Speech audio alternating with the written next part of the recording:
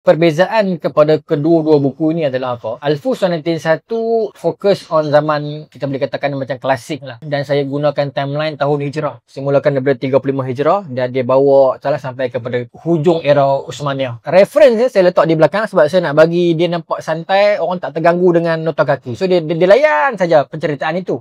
Sebab hasrat saya, buku ini boleh dibaca seawal tingkatan 1 pun. Itu hasrat saya. Sampai setua yang dah lepas pencen lah, macam tu lah kan. Adapun untuk buku kedua, kerana perbincangan dalam buku kedua agak lebih kritikal, saya mula berani sikit lah. Satu ni saya malu-malu.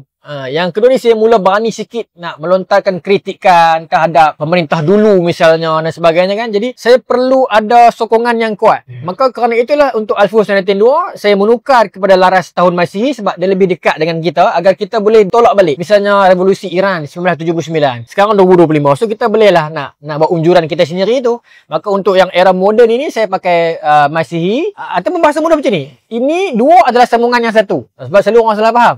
Satu klasik, dua adalah moden. Kerana tu moden saya pakai Masihi agar mungkin senang kita nak buat unjuran kita. Dan kerana yang dua tu lebih kritikal, maka untuk nak support saya punya statement, maka saya datangkan referensi di belakang dan juga nota kaki di setiap muka surat.